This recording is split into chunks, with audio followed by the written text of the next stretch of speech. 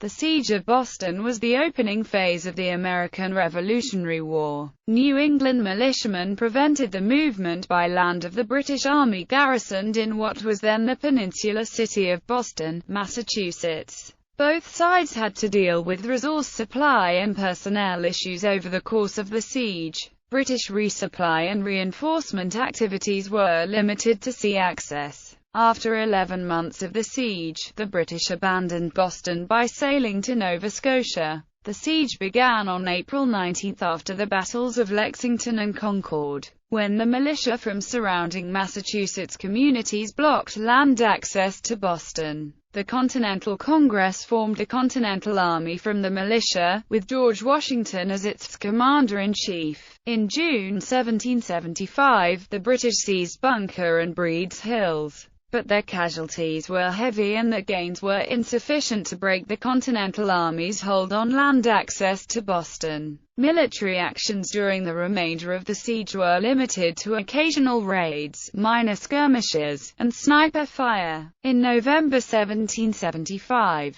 Washington sent the 25-year-old bookseller-turned-soldier Henry Knox to bring to Boston the heavy artillery that had been captured at Fort Ticonderoga. In a technically complex and demanding operation, Knox brought many cannons to the Boston area by January 1776. In March 1776, these artillery fortified Dorchester Heights, thereby threatening the British supply lifeline. The British commander William Howe saw the British position as indefensible and withdrew the British forces in Boston to the British stronghold at Halifax, Nova Scotia, on March 17.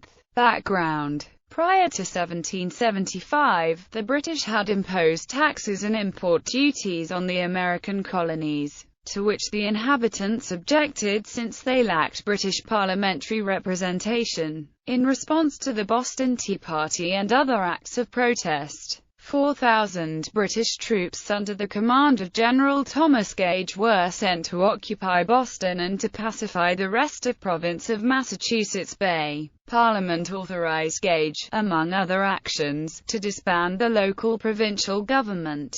It was reformed into the Provincial Congress, and continued to meet. The Provincial Congress called for the organization of local militias and coordinated the accumulation of weapons and other military supplies. Under the terms of the Boston Port Act, Gage closed the Boston port, which caused much unemployment and discontent. When British forces were sent to seize military supplies from the town of Concord on April 19, 1775, militia companies from surrounding towns opposed them in the battles of Lexington and Concord. At Concord, some of the British forces were routed in a confrontation at the North Bridge. The British troops, on their march back to Boston, were then engaged in a running battle, suffering heavy casualties. All of the New England colonies raised militias in response to this alarm, and sent them to Boston. Siege. Digging in immediately after the battles of April 19, the Massachusetts Militia, under the loose leadership of William Heath, who was superseded by General Art Mas Ward late on the 20th, formed a siege line extending from Chelsea, around the peninsulas of Boston and Charlestown, to Roxbury, effectively surrounding Boston on three sides. They particularly blocked the Charlestown Neck, and the Boston Neck, leaving only the harbor and sea access under British control. In the days immediately following the creation of the siege line, the size of the colonial forces grew, as militias from New Hampshire, Rhode Island, and Connecticut arrived on the scene. General Gage wrote of his surprise of the number of rebels surrounding the city. The rebels are not the despicable rabble too many have supposed them to be. In all their wars against the French they never showed such conduct, attention, and perseverance as they do now. General Gage turned his attention to fortifying easily defensible positions. In the south, at Roxbury, Gage ordered lines of defenses with 10 24-pound guns. In Boston proper, 4 hills were quickly fortified. They were to be the main defense of the city. Over time, each of these hills were strengthened. Gage also decided to abandon Charlestown, removing the beleaguered forces to Boston. The town of Charlestown itself was entirely vacant, and the highlands of Charlestown were left undefended, as were the heights of Dorchester, which had a commanding view of the harbour and the city. The British at first greatly restricted movement in and out of the city, fearing infiltration of weapons. Besieged and besiegers eventually reached an informal agreement allowing traffic on the Boston Neck, provided no firearms were carried. Residents of Boston turned in almost 2,000 muskets, and most of the Patriot residents left the city. Many Loyalists who lived outside the city of Boston left their homes and fled into the city. Most of them felt that it was not safe to live outside of the city, because the Patriots were now in control of the countryside. Some of the men, after arriving in Boston, joined Loyalist regiments attached to the British Army. Since the siege did not blockade the harbour, the city remained open for the Royal Navy under Vice Admiral Samuel Graves to sail in supplies from Nova Scotia and other places. Colonial forces could do little to stop these shipments due to the naval supremacy of the British fleet. Nevertheless, American privateers were able to harass supply ships, and food prices rose quickly. Soon the shortages meant the British forces were on short rations. Generally, the American forces were able to gather information about what was happening in the city from people escaping the privations of Boston. But General Gage had no effective intelligence of rebel activities. Early skirmishes on May 3. The Massachusetts Provincial Congress authorized Benedict Arnold to raise forces for taking Fort Ticonderoga near the southern end of Lake Champlain, in the province of New York, which was known to have heavy weapons, but to be only lightly defended. Arnold arrived in Castleton on the 9th, where he joined with Ethan Allen and a militia company from Connecticut, all of whom had independently arrived at the idea of taking Ticonderoga. This company, under the joint leadership of Arnold and Allen, captured Fort Ticonderoga and Fort Crown Point. They also captured the one large military vessel on Lake Champlain in a raid on Fort St. John. They recovered over 180 cannons, as well as other weaponry and supplies that the nascent Continental Army would find useful in tightening their grip on Boston. In Boston, there was no regular supply of fresh meat, and many horses needed hay. On May 21, Gage ordered a party to go to Grape Island, in the outer harbor, and bring hay to Boston. When the Continentals on the mainland noticed this, they took alarm, and the militia were called out. As the British party arrived, they came under fire from the militia. The militia set fire to a barn on the island, destroying 80 tons of hay, and prevented the British from taking more than 3 tons. Continental forces, partly in response to the Grape Island incident, worked to clear the harbour islands of livestock and supplies useful to the British. On May 27, in the Battle of Chelsea Creek, the British Marines attempted to stop removal of livestock from some of the islands. The Americans resisted, and, in the course of the action, the British schooner Diana ran aground and was destroyed, but not before the Continentals recovered its weaponry. In an attempt to help quell the rebellion, Gage issued a proclamation on June 12 offering to pardon all of those who would lay down their arms, with the exception of John Hancock and Samuel Adams. Instead of quelling the rebellion, it ignited anger among the Patriots, and more people began to take up arms. Breed's Hill. Throughout May, the British had been receiving reinforcements, until they reached a strength of about 6,000 men. On May 25, 3 generals arrived on HMS Cerberus: William Howe, John Burgoyne, and Henry Clinton. Gage began planning to break out of the city. The plan decided on by the British command was to fortify both Bunker Hill and Dorchester Heights. They fixed the date for taking Dorchester Heights at June 18. On June 15, the colonists' Committee of Safety learned of the British plans. In response, they sent instructions to General Ward to fortify Bunker Hill and the heights at Charlestown. He ordered Colonel William Prescott to do so. On the night of June 16, Prescott led 1,200 men over the Charlestown Neck, and constructed fortifications on Bunker Hill and Breed's Hill. On June 17, in the Battle of Bunker Hill, British forces under General Howe took the Charlestown Peninsula. The British succeeded in their tactical objective of taking the high ground on the Charlestown Peninsula, but they suffered significant losses, with some 1,000 men killed or wounded, including 92 officers killed. The British losses were so heavy that there were no further direct attacks on American forces. The Americans, while losing the battle, had again stood against the British regulars with some success, as they had successfully repelled 2 assaults on Breed's Hill during the engagement. From this point, the siege essentially became a stalemate.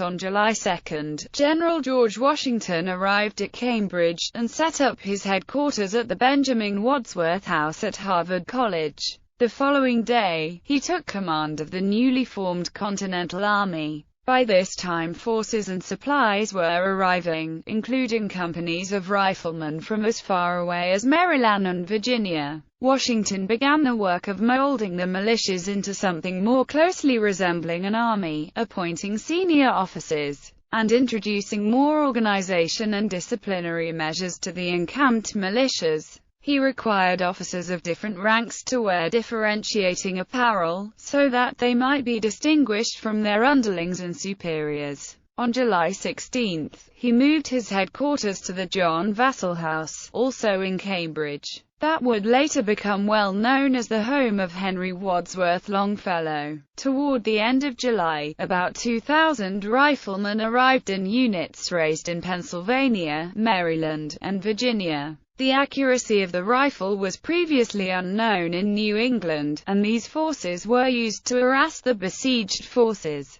Washington also ordered the defenses to be improved. Trenches were dug on the Boston Neck, and then extended toward Boston. However, these activities had little effect on the British occupation. The working parties were fired on from time to time, as were sentries guarding the works. On July 30, in retaliation for an American attack, the British pushed back an American advance guard, and burned a few houses in Roxbury. 4 days later, on August 2, an American rifleman was killed, and his body hung up by the neck. In retaliation, other American riflemen marched to the lines and began to attack the British troops. They continued their sharpshooting all day, killing or wounding many of the British, and losing only 1 man. On August 30, the British made a surprise breakout from the Boston Neck, set fire to a tavern, and withdrew to their defenses. On the same night, 300 Americans attacked Lighthouse Island and burned the lighthouse, killing several British soldiers and capturing 23 at the loss of 1 life. On another August night, Washington sent 1,200 men to dig entrenchments on a hill near the Charlestown Neck. Despite a British bombardment, the Americans successfully dug the trenches.